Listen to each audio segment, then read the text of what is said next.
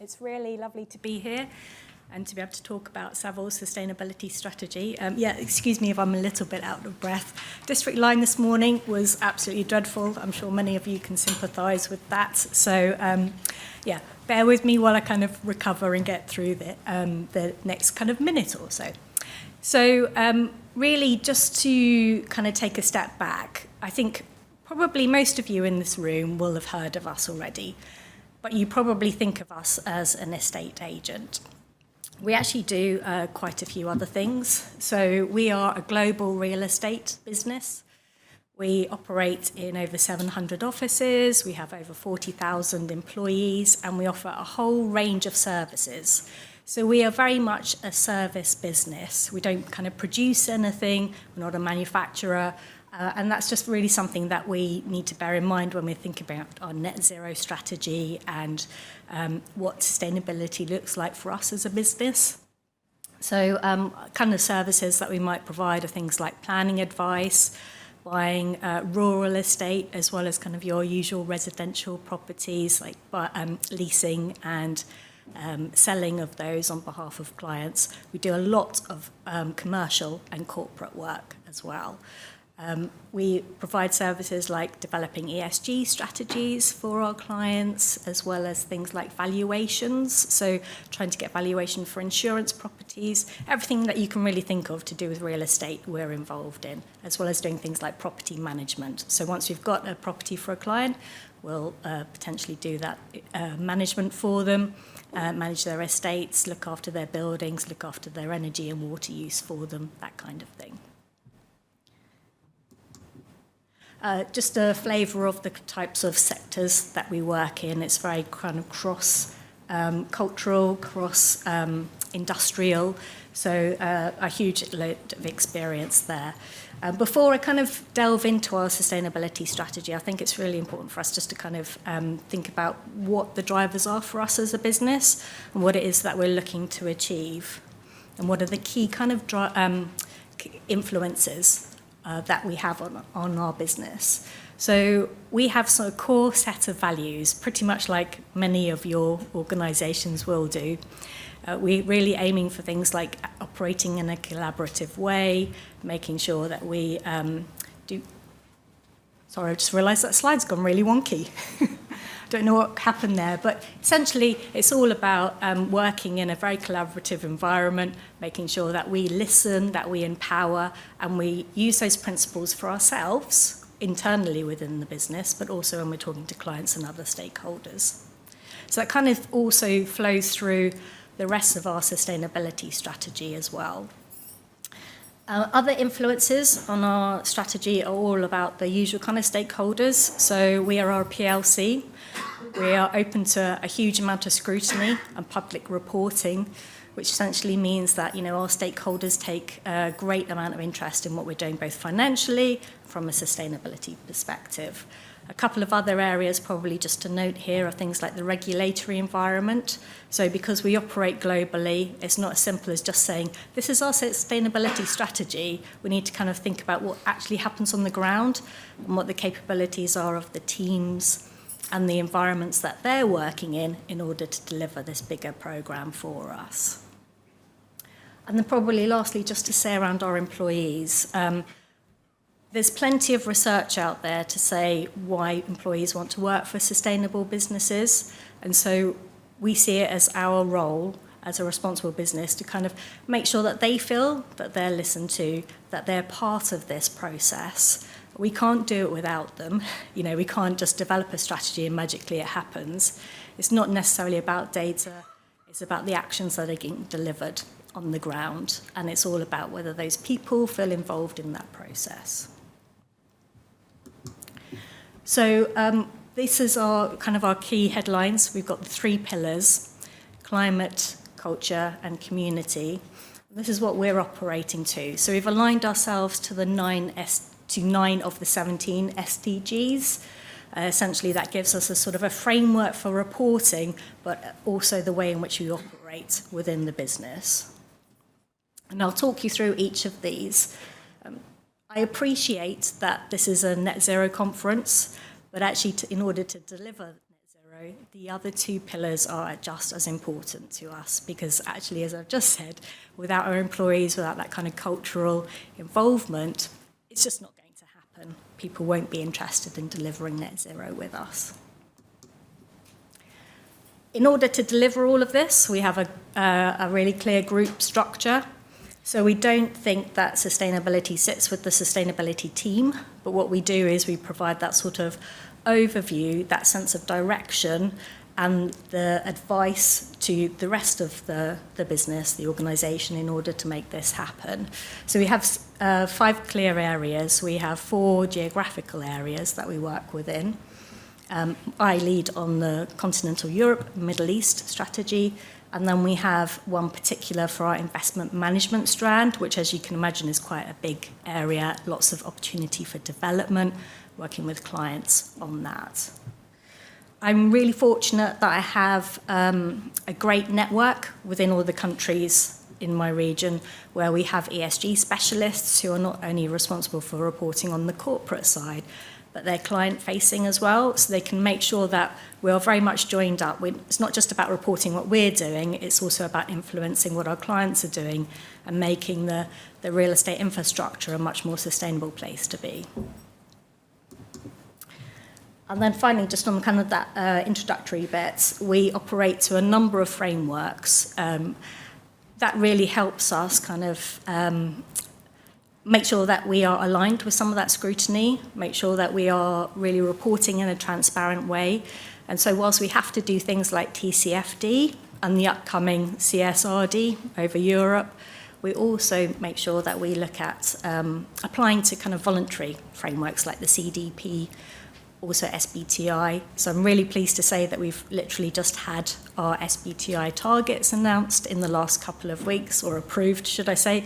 They'll be announced coming out in our corporate accounts in a month or so, but I can tell you in advance what they look like. So going on to net zero and our delivery of our climate strategy, this is kind of our journey over the last 10 years. I think it's going to be very familiar, again, to most of you. We started from scratch on this, like many of you did. You know, we tried to figure out what our data was for our energy, our waste, our water consumption, then translated that into our scope 1 and 2 emissions. Then we started kind of educating our employees, involving them in the process. So we set up steering groups and committees along the way to help them to be informed, be educated on the process. And then we started reporting publicly about what we're doing. And now we're at the stage where we have a real net zero plan in place across the company and what we would like to achieve through that. In all honesty, you know, 10 years is not a long time. We've got near-term targets, which I'll share with you in a minute, for 2030, which is even closer than that. There's a lot to be done, but we have the foundation now in place to make a real difference. We know what our baselines are. We've already taken action. We know what we need to do next, so we have a really clear pathway on this. So our emissions aren't complex. As that service industry, you know, it's pretty much of the buildings we occupy, the vehicles we use, all the other things you can imagine. We still procure goods and services ourselves, so our supply chain is still something we need to tackle. We need to have an emissions reduction plan in place, look at the broader sustainability impacts of that, things like how those suppliers treat their employees, what are the human rights of the goods that they're procuring for us as a business. And so to that end, we have some real distinct targets in place. So for scope 1 and 2, we're looking at 72% absolute reduction by 2030. For scope 3, just under 52% for goods and services specifically, and then 52% or just under 52% for our investment management strand. So what does this look like for us? Well, really, we just boil it down into actions. You know, we try to make it as translatable and transferable across all of the company as possible. Under that office element, we're really looking at things like employing our green lease, which we have rolled out across the business now since last year. So within that green list criteria, there are things like minimum EPC requirements, the need to procure in green electricity tariffs, to have access to public transport, bicycle and cycle storage, that kind of thing. For those that aren't going through that process in the next sort of 6 years, we would ask them to and expect them to be doing all the other actions anyway. So that's replacing their lighting, identifying energy or actions through energy audits, looking to replace their gas heating systems with something more sustainable, and then above all procuring those electricity tariffs. And as far as possible, we're a global organisation. Green tariffs aren't easily available absolutely everywhere, but there are ways we can take a look at that and work around it. Under the vehicles, this is about transitioning to electric vehicles for us. Some of our people need to get out to client meetings, 3 or 4 times a day. It's not easy to do that by public transport. In many of our countries, that infrastructure just isn't available to them. Therefore, we do rely on vehicles, and that's a fact going forward. So it's just about how we make that process as efficient as possible and change out some of that infrastructure. And then moving on to our employees, for us, this is all about that collaboration piece that I mentioned earlier. So we do things like ESG training. We provide an online tool for everybody, and then bespoke training locally with them. That might be to specific divisions or on specific topics like human rights, for instance. And then we do things like conduct commuter surveys with them. We've done one so far. We've got another one coming up this year. It's not as contentious as you might think it is to find out, how your employees are travelling to work, and it's a really valuable tool to know, actually, when we come to potentially relocating offices, could we do something which is more in line and really helps them to be more sustainable in that perspective. Then lastly, on the goods and services, again, this is nothing new. All we're doing is identifying our key suppliers, working with them to look what their emissions reductions plans are, how we can collaborate with them to get those changes happen, and then also potentially looking to include things like ESG criteria in that supplier selection going forward. We already have policies and parts of the business where we ensure that we procure responsibly and sustainably, but it's about rolling that out so it's standard everywhere across the organisation. A couple of statistics for you just across the 3 pillars to sort of finish off. So rather than us kind of communicating what is our greenhouse gas reduction, how many emissions have we reduced since last year to everybody, it's much more engaging for us to talk about specific metrics, because people can really, it's a tangible thing. If we say we've reduced our emissions by 10% since last year or 20% since last year, for most people that's kind of meaningless. There's no real context around it. So this is just saying, okay, well, what is that we've actually done in order to deliver this? And so we look at things like, what proportion of our offices have green electricity tariffs, how many of them have moved over to that all-important energy reduction process, including lighting changes, and then lastly, where are we with our electric vehicles? So these figures may not seem kind of life-changing at the moment, but we've only really been doing this in the last year or so in terms of collecting this information, really getting that ESG infrastructure in place with our countries, really delivering this with our offices. And so for us, this is a great starting point. And we've already done a lot in the last year, so there's a lot more that we can just do in the next couple of years, and we'll be well away towards our target. Under the culture piece, talked about ESG training already, but for D&I, there are obviously lots of things that we can be doing. We highlight specific dates of the year, things like International Women's Day coming up later this week. We ask our countries to celebrate and create awareness around different D&I topics like that. And my role is really to kind of pull that together, see how we can shout about it as a kind of a region and create that cultural change. Under the health and well-being side, again, you can see some examples of things that we've done there, but we also provide our employees in some of our countries, or most of our countries, with an employee assistance program and one-to-one counselling as other things, so that they feel like they are in a place where they can feel trust, that they can share their concerns with us, but also that they want to come along on this journey on sustainability. On our community strand, again, some statistics there. I mean, our global figures, £2 million investment from donations, corporate donations, and then over 24,000 hours volunteering.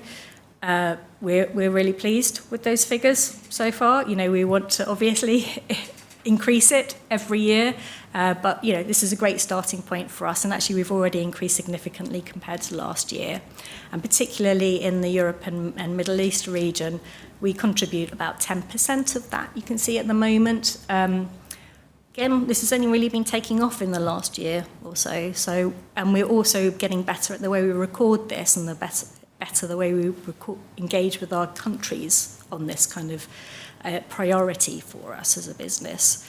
So we very much leave it to them to decide what is important to them at a local level. I'm not here to dictate which charities and communities they should support.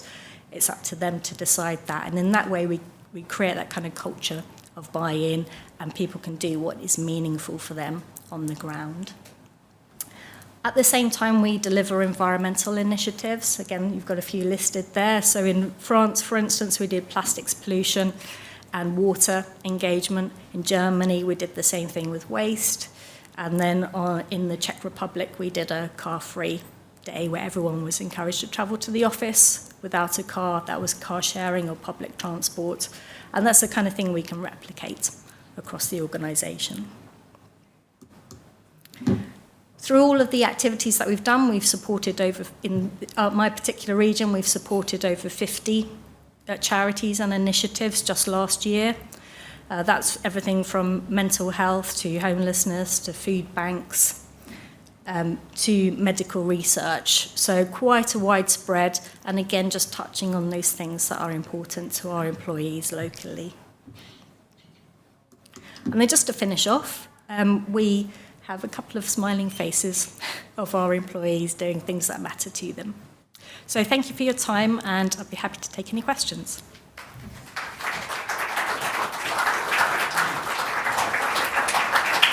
Kirsty, thank you very much. Any questions from the room immediately? We have one straight away there. The microphone has disappeared. The microphone is coming. If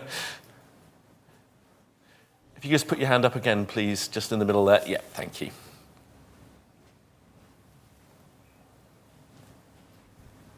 Hello, Kirsty. Thank you. That was really useful. I'm John Knights. I work at GRI, the Global Reporting Initiative. I was wondering what level you feel that the engagement of your colleagues is at in the organisation, and also if you have any advice for us on how you build that engagement in all of the work that you described, because there's a lot of initiatives and activities there, and when I talk to companies, that engagement is one of the big challenges that they always have. Yeah, I think that's absolutely right. I've never come into a role and found that the engagement is there immediately. It's something that needs to be built up over time, and that's really my experience is through networking, through developing internal networks within the business. So that might be an ESG champion or a sustainability champion that you will identify at a particular office or area of the business, even within a particular division. So for us, we have a lot of ESG champions within our property management division, because that's such a crucial part of one of our services. And we set up ways for them to communicate. So we use Workplace, for instance, which is like our internal kind of Facebook. And people can post up what they're doing in terms of the different activities, and also just kind of bring others along on the journey with them. So you always get a handful of really enthusiastic people, and it's them that you latch onto naturally, and then run with it, and then start to kind of branch out with that. The other way we communicate and create that kind of sense of engagement is have a bit of structure around this. So we'll do sort of committees, steering groups. So we'll have various networks. For instance, in the UK for D&I, every single one of our 6 pillars has its own little network group, and they're responsible then for developing awareness and rolling out programs. On the net zero side, we run committees where we are then really evaluating step-by-step performance on this, and we report that back to senior management, and then we then cascade that information out to everybody else too, so that we're all singing from the same hymn sheet, basically, and we're all being very transparent about the way in which we're operating. Okay, I believe there was another one. Was it back left? Yep. Good morning. Thank you for that good presentation. My name is Sherry Hickok. I'm from Climate Impact Partners. Obviously, you have operations around the world and you're driving impact across those. One of the regulations that seems to be potentially challenging in the UK is the biodiversity net gain. I just wondered how you're interacting with that and what some of the strategies are around it. Yeah, that's a really interesting one for us because we focus very much on our corporate side at the moment, and particularly in my region, it's a massive challenge actually, because the offices that we're occupying are like in the middle of Paris or in Prague in Czech Republic. So it's really difficult to kind of then engage on this. I mean, there are obviously small things that we can be doing locally, and the way we engage on this is to kind of do those environmental initiatives where we might be going out and doing what a lot of other people are doing, like clearing pathways, planting trees, etc. I'd say it's more evolved in the UK, because there is a lot more appetite for our clients to engage on this side of things. So we're not necessarily going out and developing strategy on this, but what we're doing is working with key clients to do that. So we might work on a particular project where we might look to source land as part of that overall process, and then care for that land and make sure that we've got carbon credits associated with it, and just thinking of it in a more kind of holistic way, so that's part of the overall kind of sustainability strategy. Yeah. Okay, and we have one more question down here at the front on my right. Hello. Who's waiting for the microphone to get for you? Just one moment. Here it comes. Thank you. Got a loud voice, no one ever needs a microphone. My name's Claire, I'm from Fugitivity. I'm really interested in your early comment about how you're working and supporting your customers and particularly your business tenants. Do you find that the demand for that support is coming from the tenants and customers themselves, or is this a service that you're going out and pushing and talking about what you're doing? Yeah, I think it totally depends on the client themselves. So it's a bit of a mix, actually. So with our property management team, specifically in the UK, this is a service that they will offer as part of that process. But ultimately, we are led by the client's brief and what they want to achieve. And having been somebody who's been on the reverse of that as well, where I've had property management teams working as part of an organisation that I deliver, it is very much like, well, what's in the contract? What would you like us to deliver? However, our approach is like, well, we offer all these services. Let's work collaboratively and see if we can improve on this. We do have much more kind of ready, I guess, influence in our investment management side. So what we are seeing is a big pull now on improving big kind of investment portfolios to include the sustainability within that.